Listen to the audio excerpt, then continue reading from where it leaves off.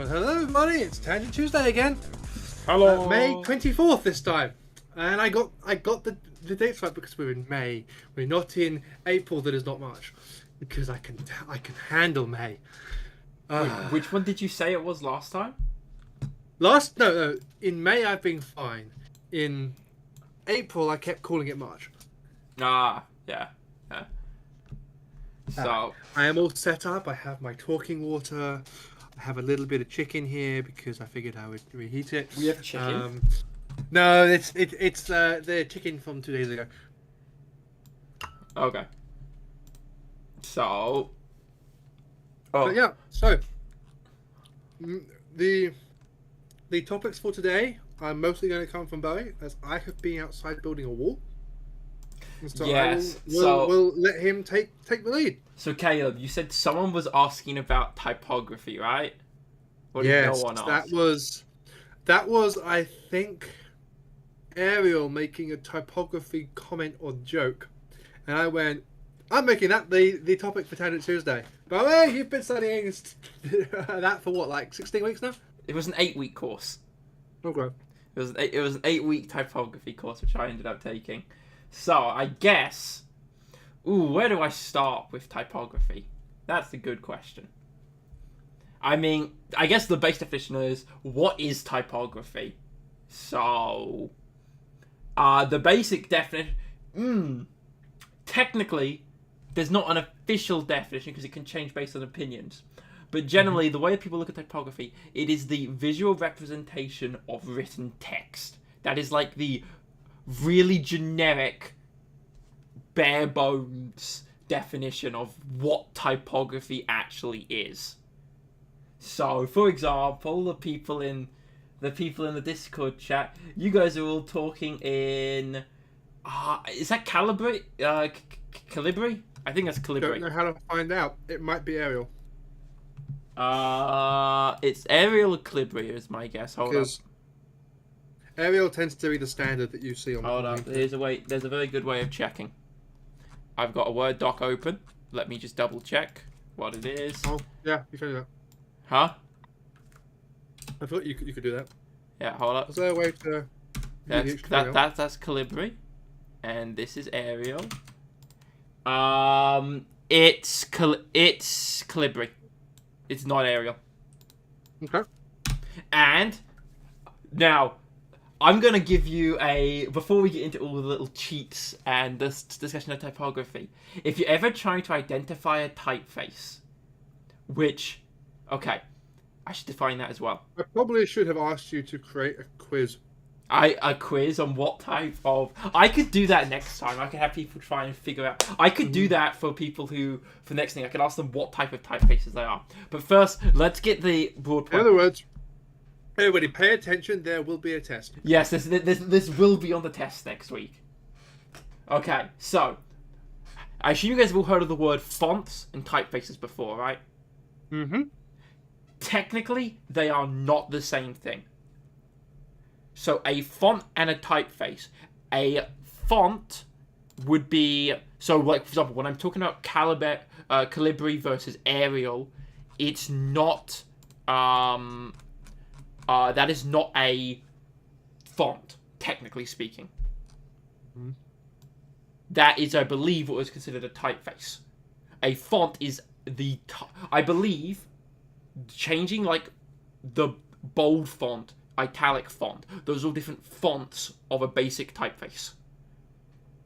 So fonts are subcategories of a typeface, which is a collection of fonts that all go together. Yes. Yeah, so Calibri is a typeface with different variations on it in its fonts. Yeah, it's going to have the Calibri bold, Calibri italic, standard. Yes. So. I'm a little sad because I was opening my notes, right? For my lesson, and it's kind of hard to visually see this in a way that shows up on stream, which makes me a little sad because I have a really good diagram on the anatomy of a typeface. But before we get into the anatomy of a typeface, big thing people might ask, why does it matter? It's literally just text, right? Mm-hmm. I mean, how often do you guys think about the text you're going to use? Mostly, that person picked Comic Sans. Ew. Oh yeah. Comic Sans is it's Comic Sans is bad for a number of reasons. Okay, Mm-hmm. let me rephrase this. Otherwise, I would just say in most college writings, you are required to do Times New Roman. Yeah. That's about the extent that I have thought about it. And part of that is technically everything that you do sends a subtle message in some way, right? So Times New Roman feels smart. Times New Roman has built an association with being academic. Mm-hmm. So if you have that, so in an academic paper, Times New Roman looks nice, it looks fancy, and it looks like it's a well-structured paper. Would you use Times New Roman on a menu at a restaurant? Yes, but only at a very high quality restaurant that's trying to seem a little bit uppity. No, you wouldn't. Because Okay. if you wanted to seem uppity and have a fancy menu, you wouldn't use Times New Roman. You would use Diodent. Okay, or maybe Helvetica. No, Helvetica is also not fancy. Okay, then I do not know my time fonts. You've just named all of the sans serif boring fonts that are Helvetica was designed to try to be the most generic font in the world. Its goal was to be the most unassuming font in the world. So I just took the font whose goal was to be as boring as possible and called it fancy. Yeah, like the goal of Helvetica was to try to impart no message in the way it visually presented itself. That was the goal of Helvetica. And that has kind of not worked very well. Clearly, because I thought it was fancy. Well, no, also because it's been associated. Because if you look at almost every big brand in the world right now, about half of their logos of like the big tech company brands are in Helvetica. That might be why I associate it with that. So it's kind of got an association now with big business, which does kind of remove the impartiality of the Helvetica font. Right. But anyway, so a typeface, again, like I was saying before, is everything you do sends a subtle message. For example, using Times New Roman sends a message of academic stuff, just because it was associated with. Comic Sans, everyone knows this. Most people know this font. Can I... Hold up, I have a Word doc here. I'm going to just... Comic Sans sends a message of, I don't care about the rules and I don't know what I'm doing. Well, Comic Sans has a very particular use. Hold on, I need to... Where's Comic Sans? There it is. Make that 30-point font. And then... Comic Sans. Okay. Is it in the name? Is it for comic books? Yeah, well, it was a childish font intended for... created on original Microsoft computers. That was meant to be a fun thing for kids to make comics with. That was the goal, as can be, which, I mean, it works for what its intended purpose is. The problem with Comic Sans is it's very distinct. Now that can be a good thing, but if you have no idea, the reason people have brought an association with Comic Sans being very childish, besides the fact that it is, and for unprofessional designs, is because if you have no idea what you're doing and you're trying to pick out a typeface and you look through 30 different typefaces that all look kind of the same, then you see one there that looks, oh, that's unique, I'm gonna pick that one. Yes, it is very unique, and that's why you shouldn't use it. If you've ever seen a business email written in Comic Sans, it just feels bad.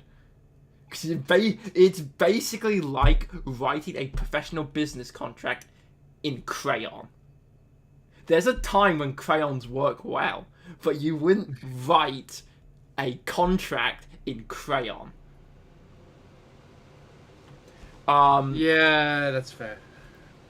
So that you have to be careful. That's why the typeface you're using does matter. And here, let me open this here. I will post this in chat. This is missing a few things from the one in my notes, but the one in my notes, I screenshotted an image from a video, and it was not high quality enough for the text to be easily read on stream. So we're using this one instead. Open image in new tab so I can full screen it. There we go. This would be the anatomy of a typeface.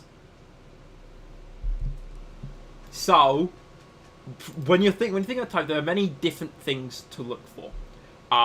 You have your standard baseline, which is this part here, the bottom white line. If you're looking at the image, that is the spot that text rests on or sits on directly or overlaps it or whatever. You have the X height, which is the height of all non-capital letters. So, or just in general, the height of the letter of the lowercase x, which is why it's called the X height. That's what this dashed line is. Okay. Then you have the cap height, which is I don't know why they're pointing it here at this white line when it's obviously this dashed line. But okay, yeah. That's the cap height, X height. Cap height, as you can guess, it is not very creatively named. It is the height of the capital letter.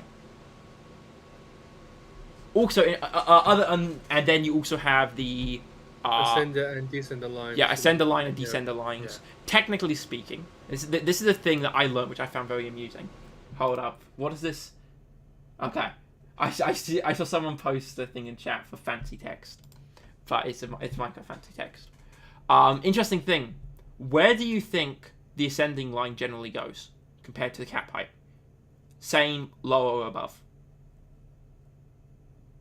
I'm curious what people think. Since cap height is the capital letter, the height of a capital letter, and the ascender is the height of like a T. Actually, a T doesn't even go to the top of the ascender. Can you repeat the question? Yes, most graphic designers have a thing against Comic Sans. I'll just say this now. It's just the normal thing for graphic designers to point at and make fun of. Yeah, Comic Sans is at this point the butt of every joke in the font community. Oh, is that a Rickroll? Is that actually what that link is?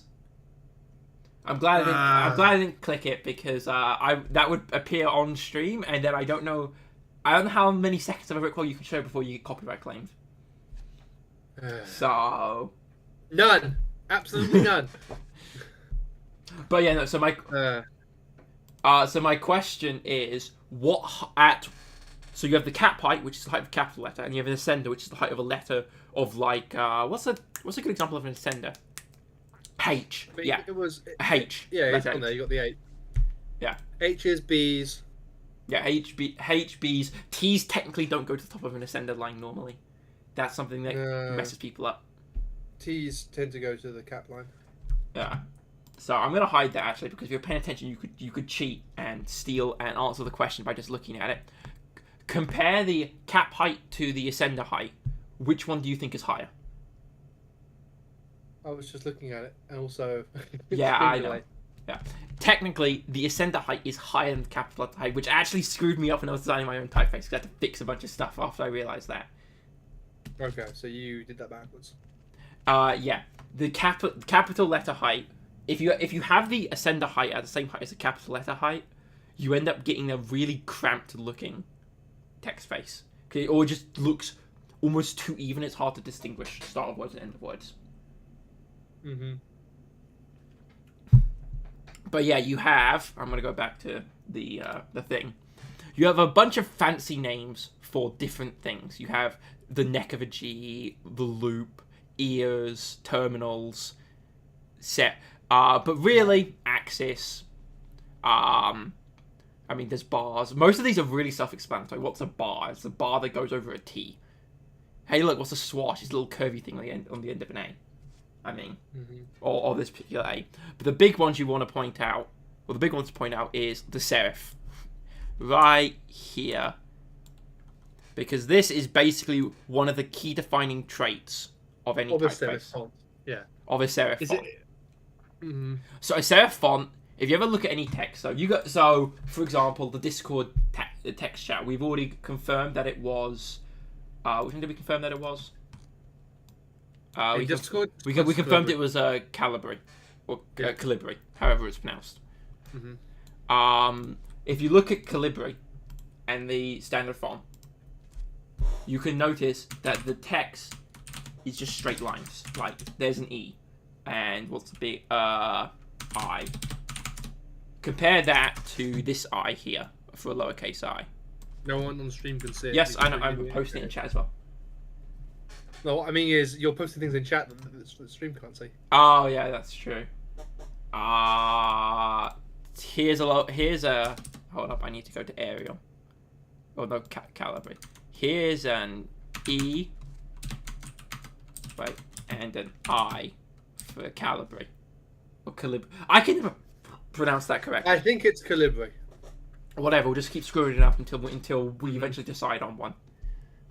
So, what was I talking about? I think when you're told to print your text on say a test, so like when I took the ACT, they were saying to always print your text. In your head, when you try to write that, what you end up writing is something close to Calibri. Yeah. Yeah, it's a pretty standard, just very basic geometric font. Typeface. It's probably not that far off what you would get on a 7-segment display. I don't know what you're talking about with that. Like what you see on the standard digital clocks and whatnot. You can actually do the full alphabet on them. Oh yeah. No. Arial has got some curves to it, like J, and then K has a weird look to it. It's not that geometric. Right. Okay. But so the big thing to look at is the serif, which is the fancy little highlights you will see on like the T here, the S here. It's pretty much anything that is not a straight line. Or when you would have a straight line, you add a little thing to the side. That's a serif. Wyatt, hold up. Someone's writing a speech in Comic Sans and it's making me a bit sad. Like, just look at... Hold up. Someone's got the... Hold up. I'm going to put your little speech on screen just so I can give a demonstration of why I don't like Comic Sans. Okay, hold up. Open image. There we go. Just look at this text and it just feels cluttered. Like, it just doesn't... I mean, to me, I read it in, like I feel a quick summary is needed, and I am running as I feel. Yeah, like mocking, almost. I don't think... No, Comic Sans is not the mocking font. We should make one of those, though. That would be fun. Just have a font named Sarcasm. Yeah. Honestly, I'm sure someone does something like that, but yeah. Honestly, that's just like the SpongeBob typing thing, where it's like, have you seen that? Oh, where like some of the letters. You just randomly capitalize half the letters for no reason. Yeah. That's I think a good way of expressing sarcasm in text. That's not sarcasm. That is true mockery. Sarcasm would be a bit more understated. Yes. Okay, so now that I've shown you guys the basics of X height, cap height, ascender line, axis is curves and all that, you can look at the different families, air quotes, of typefaces. I just want to quickly interject the picture that Strike just put in, the One Eternity Later from SpongeBob. Yeah. That A. The fact that we recognize that as an A is like, yeah, all the different fonts that we know, some of these are like completely different characters, but we still have learned to recognize them as A's. Because that's not an A. For context, Bam. It's on stream. Yeah. Like, that's not an A that anyone's taught. That would probably mess up a foreigner until they've actually learned to also see that as an A. I have no idea what text family I'd put this in, because this is a... It's a sans serif with incredible variation in width. It might be hand drawn. 100% it's hand drawn. 100% it's hand drawn. Yeah. No one would make this outside of being hand drawn. It's too random to be outside of that. But there are 5 main types of typefaces, you could say. Depending on how you categorize. I've seen people mix styles together and say, so there's like humanist, old style, transitional, modern, and then some people consider sans serif its own typeface, some people consider it a modification of other typefaces. The definition isn't great. As they're saying in chat, it's really, really interesting that the computer A is different than what the written A. Which computer A? Do you mean lowercase a? Or? Lowercase. It's just completely different. Like you do not do that top tail on written A's. I've known no one who has done that top tail. Oh, but I haven't written an A. Right. Because it almost looks like a D. That. You see what I mean? Yeah, I do see what you mean. That extra flair there just isn't written anymore. I mean, a good way of determining. So again, now that you've looked at the anatomy of a typeface, a really good way to distinguish a typeface, because a lot of them do look similar in a lot of ways. A really quick way of deciding, are these two typefaces the same, is to just type capital Q and lowercase g. Those are the most unique letters in almost any typeface. The G and the what? Capital Q and lowercase g. That's usually a really good way of distinguishing typefaces if you're trying to figure them out. For example, the Discord text chat that we have here. What text? What text is this? We weren't sure if it was Arial or Calibri. Yeah. Well, it's not hard to find out. Here's what you do. You go and type. Let me make this the same size as the other one. Q and G and just compare them. Yeah. So look at the Discord text chat. There's there's the Q in Discord. Here's the Q here. Which one does that look like?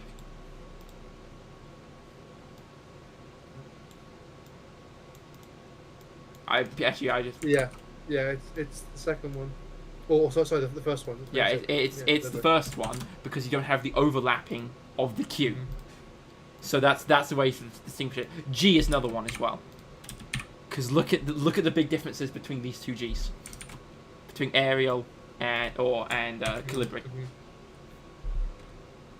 Yeah, there's a huge distinction between them based on the map having a loop. This is a double. I can't remember what the name of it's called now. Hold up, let me open my notes. They call it. I'm starting to realize why, like you've got this artistic form in Japan that is just writing. Yes. And you've seen it. Yes. And you've seen it on like Avatar, which is just like drawing the perfect kanji, usually with a paintbrush. And that is another huge distinguishing characteristic of different type fonts, which is the stroke contrast of a typeface. So, for example, Arial, Helvetica, and Calibri they're all sans serif, which means they don't have any fancy stuff on them, like this, and they are also have very low stroke contrast. Look at that. Like, look at any of these text here. Does it look like any of the strokes are different sizes than other strokes? With a stroke being a single, like, individual line. They all look basically the same. In the Discord chat, Arial, or not Calibri, Calibri font, or typeface. Most you can basically say that interchangeably. Only graphic design nerds are going to be upset if you're using the wrong one, and half of the graphic design people I've talked to don't care. Between what? Font and typeface. Oh, okay. If you say font versus typeface, half of them don't care. Some of them will. Because half of them also mix them up all the time anyway. Really don't. Yeah, half people just don't care. Other people will be. Is it Unisans? It would make sense. It's like in the programming community, the difference between calling something a method or a procedure or a function. Yeah. they're all the same thing. It's just what world did you learn in initially? With what Eagle's saying with discrediting Unisans, that might be true, but Unisans is probably very close related to Calibri. Mm-hmm. So hold up. Okay, so I will show you now what is a humanist tech typeface. Let me just make sure I'm grabbing the right image. This is considered humanist. A humanist typeface. Let me zoom in on this a bit more, and I will just copy the image and put it in chat for people as well. Where's my Discord window? I had it on the wrong thing. Here it is. This is what's considered a humanist typeface. This is Sabon or Sabon. I'm really bad at pronouncing things. Just figure out the pronunciation yourself. I'm not good at it. This is a humanist typeface, which is meant to emulate classic handwritten stuff you would find in, for example, old Bibles. Stuff written by professional scribes. Yes. Effectively. Yeah. It has some stroke contrast as seen by, like, the A here. The left side of the A is actually a lot thinner than the right side of the A. Mm-hmm. You have some weird... Again, more stroke contrast stuff with not perfect circles on the A. That's doing things though, like you have how serifs here on the S, on the A's, on the E. All the uppercases have some form of serif.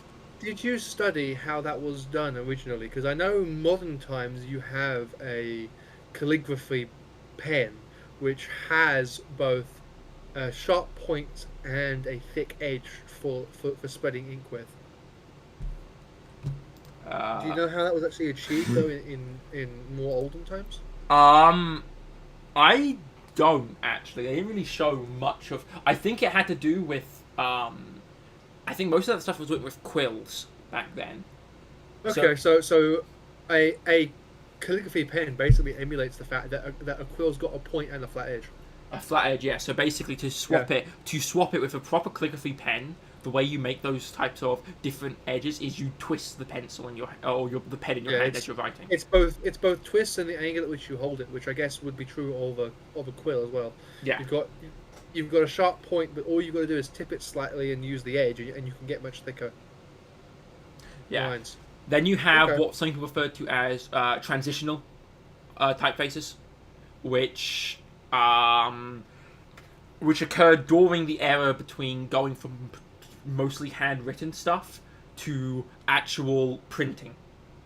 So, for example, a good example that emulates a transitional font is Baskerville. Here, which again it has larger stroke contrast. It has like larger stroke contrast than Humanist. It has a slightly it's a higher X height is a big thing. No, like we talked about this for like 2 minutes beforehand.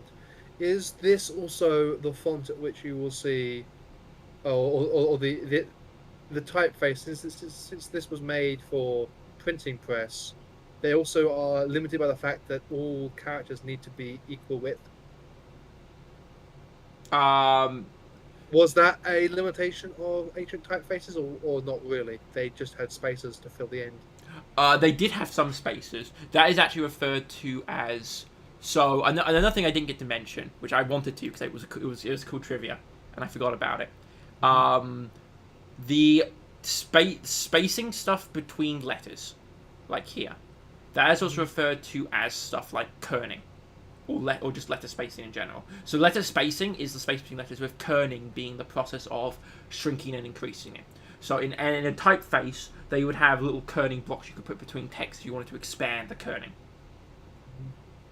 So you would and I think the M and the Y are a perfect example of where the little tags can start to overlap as they get close. The really big one for stuff overlapping when it gets too close is F and I. That's the really common one. Mm-hmm.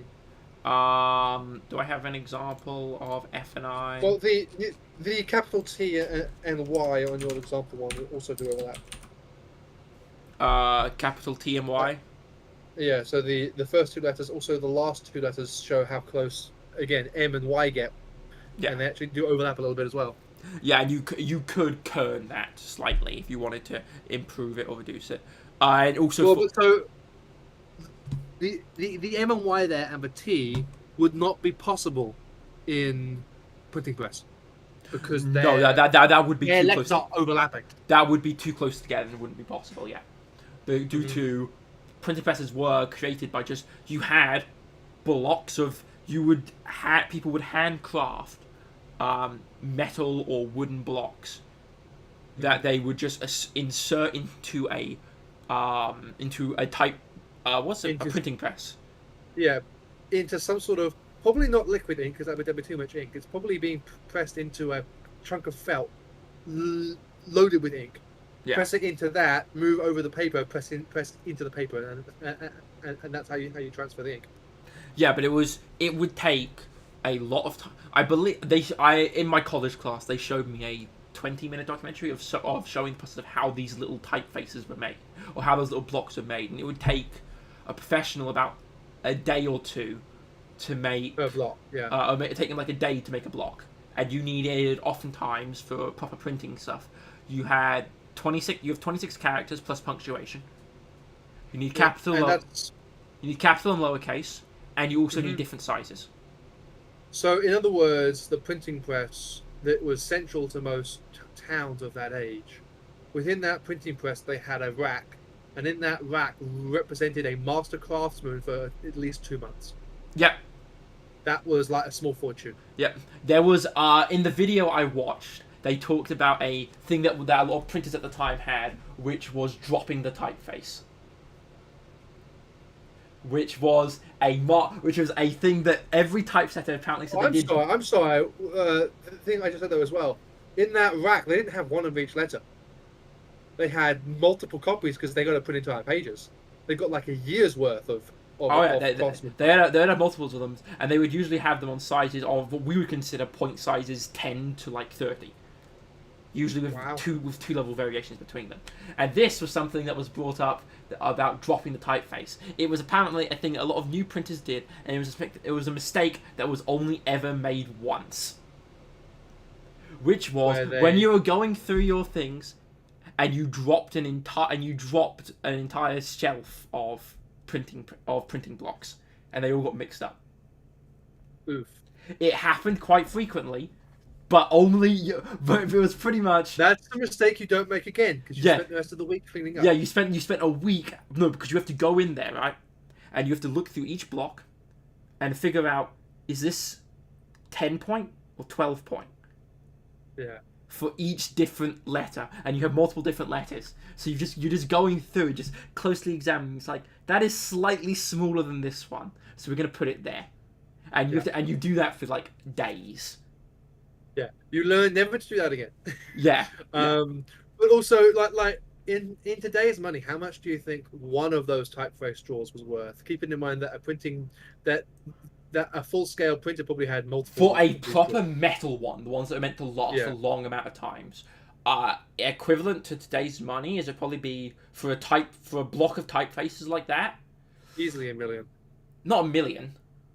Are you sure? At least hundreds of thousands. Hundreds of thousands for what? No, that's for a typeface. For a typeface, no. I think you're overestimating. No one will be able to afford it. Even small towns are able to afford it. It takes a master craftsman a year to make. It doesn't take necessarily a master craftsman a year to make all of it. It takes that you would have people who would make it, and they could probably make out an entire font size in a day with a business doing it. Equivalent to today's money, I would probably put it about $5,000 to $10,000. Interesting. I probably think it'd be probably slightly more than that, but yeah. It would be the equivalent of buying a piece of expensive machinery.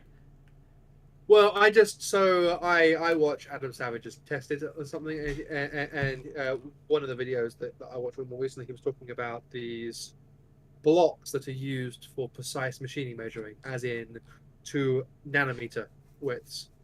And he has in his possession something that was given him because he would never spend that kind of money on it. A set of these measuring blocks. And the set itself is tens of thousands of dollars.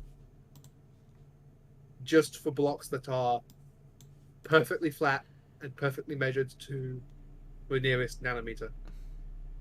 Yeah. Like, Like, it's just the level of precision that goes into Okay. making those blocks. Why is the chat It's freaking terrifying. out in Discord about wanting to get our Because attention? someone put cat in it. Okay. Hold on. Why is the chat Because freaking? according to Ariel, this is a recycle topic. No, it's not a recycle topic because the old topic was how I write my sixes because I did math the week before. This is not a topic we have done before.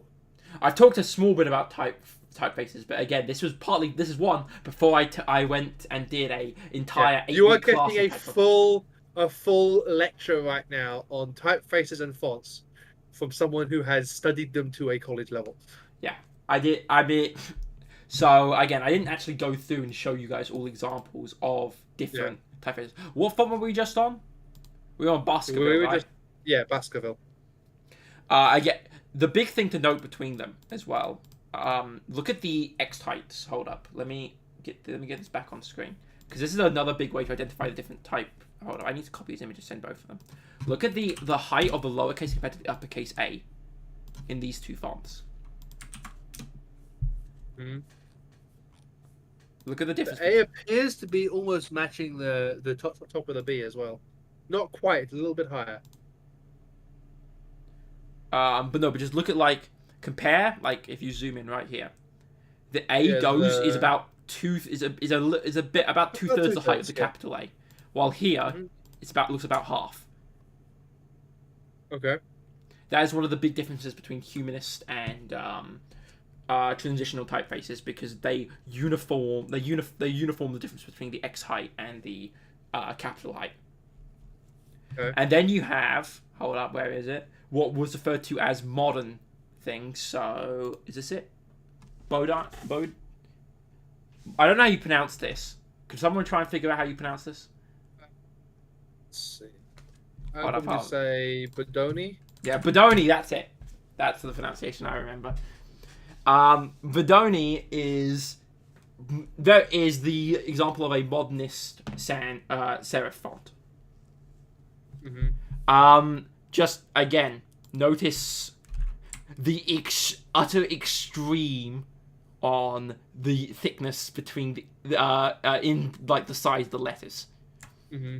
Notice the A here has it's very, very thin on the side. Really thin here, really thick here. And is this a font that would have ever been used by hand, or is this at this point a fully machined font? This is basically a fully machined font. Bodoni is basically fully machined, as seen by it's mostly just harsh angles.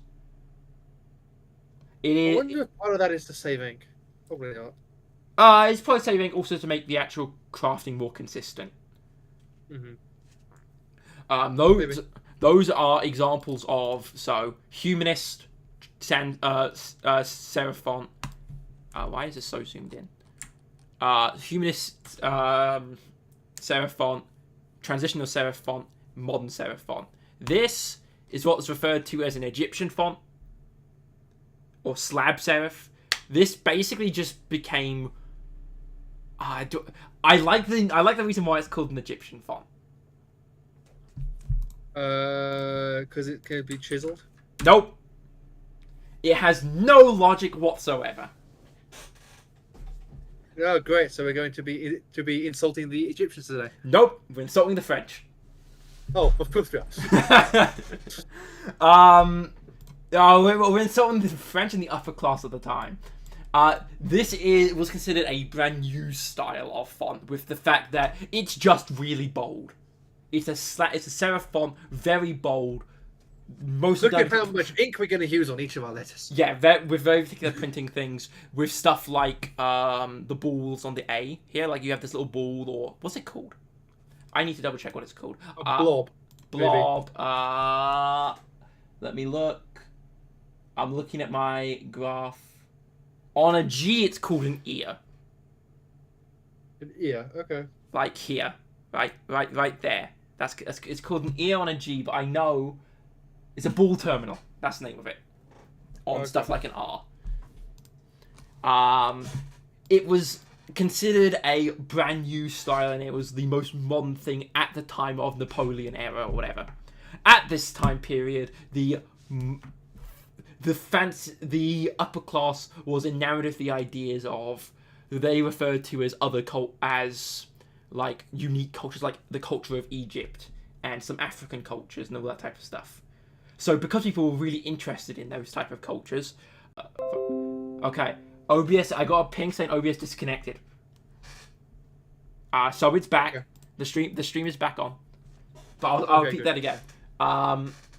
It was called Egyptian because at the time, especially in upper class in places like France, the idea of like unique cultures like Egyptian and all that type of stuff were really, the upper class were enamored with them and wanted to collect things from like Egypt and all that type of stuff.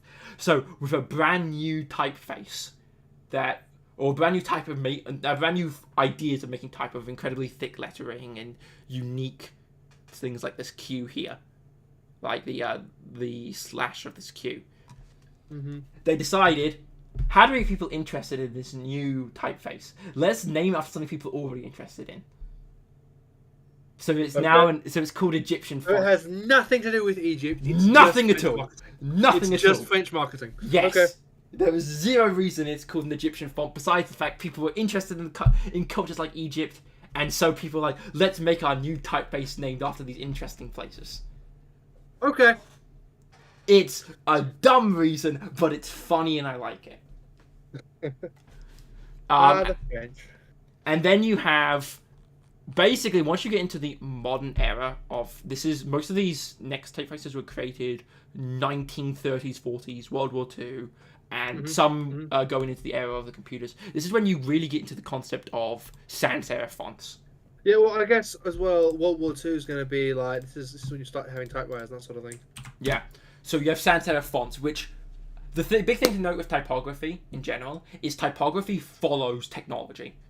When most of the stuff was handwritten or handcrafted, people spent a little bit of extra time to do the flourishes on like the serifs on the C and the L, and doing all the other little flourishes and all that, because hey, if you're going to craft a block of text, right, a letter block, block's going to be used hundreds of thousands of times. Yeah. Might as well make it look nice. If I'm going to buy a $500 A, it's going to be a pretty A. Yes. Yeah, if I'm going to spend $500, or in the case of professional typewriters, I'm a professional here. I'm going to put the extra effort in and make my fancy lettering. Mm-hmm. That's part of my job. It's going to look good because I spent 3 months' salary on this. Yeah. Once you get into the era of machine-factored typing devices, a lot of that falls away. So you get the concept of sans serif fonts. And sans serif basically just means no serif. With the serif being the fancy sans basically being no or no. Yeah, no or nil or... Yeah, is sans originally like... I think it might have... I'm not sure what language it's... I think it's related to a particular language, but I don't know. Yeah, is it like from Anglo-Saxon? Is it from French, German? Not sure. I didn't... my typography class didn't go into linguistics. That I remember that clearly. Yeah. Because I'm sure it's from some original language, because we've used the word sans like again, sans serif, sans something. That phraseology is still used, but only in like really rare archaic English and modern times. Waiting for someone to post a picture of a skeleton. But yeah, people the concept of sans being the absence of something is still in modern English. It's just I can only think of one. There's the skeleton I was waiting for. Rare times when you actually use it. There's the skeleton I was waiting for. Right. It's really hard to talk about the concept of sans serif and sans fonts on the internet now that Undertale has appeared. I wonder if sans was in some ways named after that on purpose. Maybe. So again with the modernist versus the modernist transitional and humanistic things, you have similar equivalents in sans serif fonts. So this is Gil Sans was created 1930. Were they trying to go for the Fish Association? No, it's created by a guy called Gil. Oh, okay. It's literally just named after the guy who made it. Okay. As always, the human race, boring names. Yeah, hold up. Do I have my school project here? Which one is the most recent one? This one is. Bam! Here's my school assignment. Oh wait. Oh no, my school assignment. I didn't realize I submitted this and it broke. Oh no. I submitted this and it was broken. Oh no. Oh, Anyway. no wonder I got a 95 on that assignment. My visual design was to use the Q to look like a clock, but I didn't rasterize the line, so it didn't appear in the typeface. Oops. It didn't appear in the thing. But yeah, Gill Sounds created in 1928 by Eric Gill, and you can see. I just want to show you the evolution of the typeface over time, because it's. Yeah.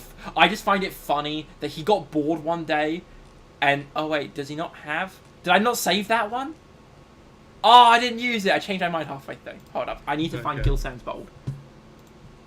Gill Sounds. So he just got bored one day and changed it. Ultra bold. Oh, okay. Yeah. So I got bored someday and just added the word ultra to things. No, he made his typeface this. I don't even know how he considers this part of the Gill Sans type family. Because it looks barely... That looks like children's letters that you put on your fridge. Kinda, yeah. It's just it's Ultra Bowl's Gill Sans. I don't know how he can... He said this is basically pushing his design as far as possible, and he basically considered it a joke when he made it. He just wanted to see what he could do. It's still... He had one too many, and he had some fun. It was still somewhat used. I mean, it's used in posters sometimes. Okay. Yeah, I can see that being used as like something that you can still read from a distance if you put it up to like 30 point. A lot of woodblock carvings. There's there's a very particular type thing of type. I can see why that would be good for woodblock, in particular the capitals, because there's a lot of material there, so it's not prone to damage. Yeah. There's a lot of. Have you guys? Hold up. Where is it? I'm pretty sure I have my notes on this. I'm just trying to find them. Unfortunately, I'm scrambling a bit because I forgot to get this stuff prepared beforehand because I didn't think I was going to talk about what's it called? It's your Gill. No, not Gill. It's a type. It's like the 1930s, 40s advertisement text. Okay. There's a particular name for it, and I can't remember it now. And it's making me really sad because I really like the design. I have it in my notes, I think, somewhere. So while you find it, let me just say that this is a perfect example of how you can go so far down the rabbit hole with just about anything in this world. So like the typeface stuff that you see all over the place. Yeah, someone spent their entire life thinking about that. Many someones.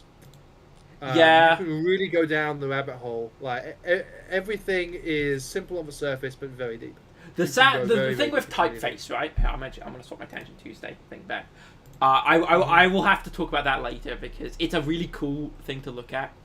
I can't even remember an actual typeface that used it. I do know a game that uses the type of that emulates its old style.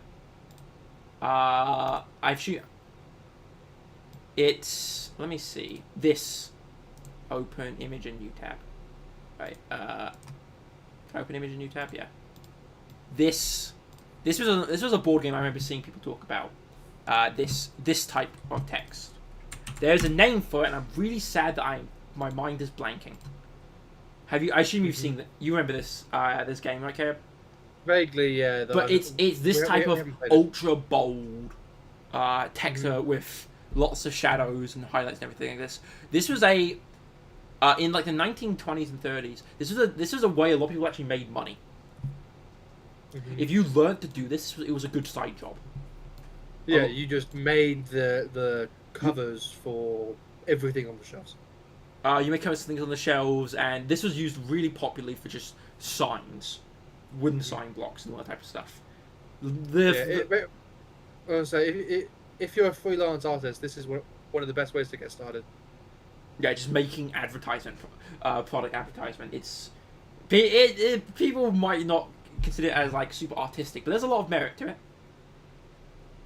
Lets you practice different styles and all sorts of things because you just make a single page and you're done. Book covers are a really popular way to start as well. Mm-hmm. But yeah, the sad thing you kind of have with typeface design is to the average everyday person, no one cares, right? Right. No one looks at typeface and goes, "That's a really good example of typeface." Most people, the problem, the problem you have with typefaces is, it's a thing where you only notice it when it's gone wrong. Yeah, it's one of those areas where what is typeface? Typeface is subtle psychological manipulation. I mean, that's one way to put it, yeah. But you don't really notice it unless it's That's either what it means by subtle manipulation. Yeah. Some people will notice it if it's a really bold or crazy design. I mean, a lot of music covers can get away with that type of stuff.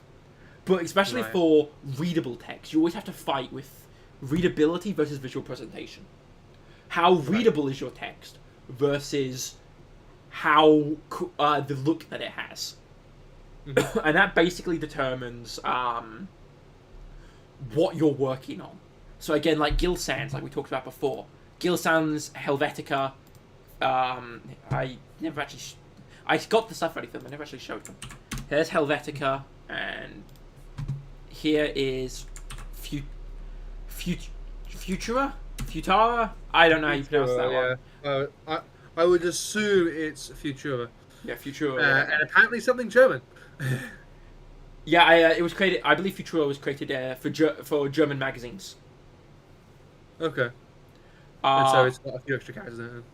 Yeah, it's got a few extra characters, not visibly shown here, but not all of them. One of them is. One of them is, yeah. But the big thing with it is like compare the Gill Sans, Helvetica, and Futura. I'm not even trying to pronounce this again because I keep butchering it. All of these were made to be readable. That was their goal behind them. They all had different ideas on what should be. I think readable. it's more than just readable; it's also skimmable. Yeah, skimmable. The typeface. There's so many cool typefaces. The typeface of the British train system, had a really particular design that was meant to be readable at high speed when you're, and just very readable from long distance on the signpost. You can find your train location. Yeah, like at a glance, how quickly can you recognize what's written on it? Yeah, it's like you have stuff like that, and it's like that is amazing type design, but no one cares unless you can't read it, because it's not meant to be pretty. It's meant to be functional. It's function. While if you compare, for example, I'm gonna just get my phone.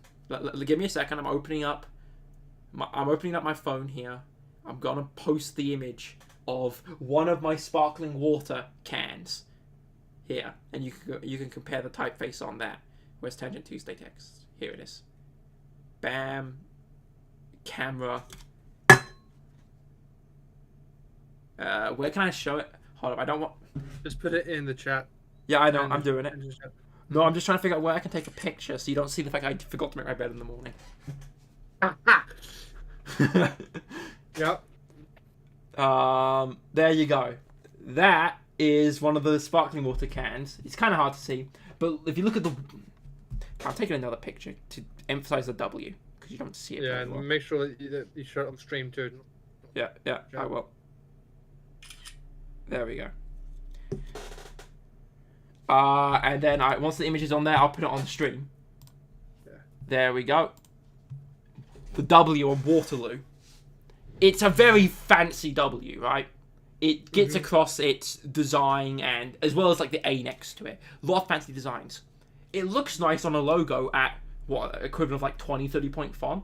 Imagine trying to read this if it was on like a small text on the back. Yeah, if it was any more than just the name of the company, like put that font up where it says Zero Sugar. Yeah, it's like try to read that, and it wouldn't work. So you have to balance again readability versus function. Right. Unlike a lot of other visual design or like artistic design, typography has to deal with the fact that it has an explicit purpose that it needs to use, that it has to use, which was to express words and information.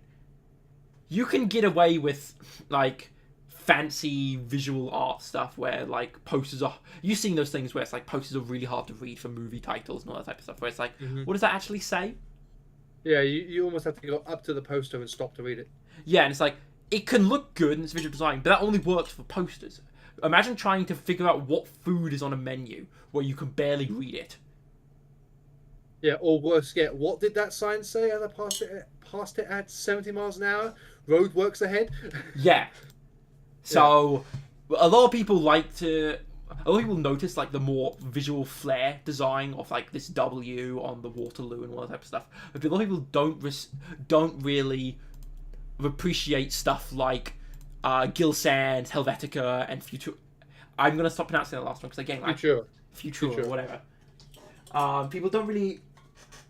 It's part of their everyday lives to the point people just don't notice it anymore, and it's a really cool thing. I find it really cool to look at and see what the visual design is on that type of stuff.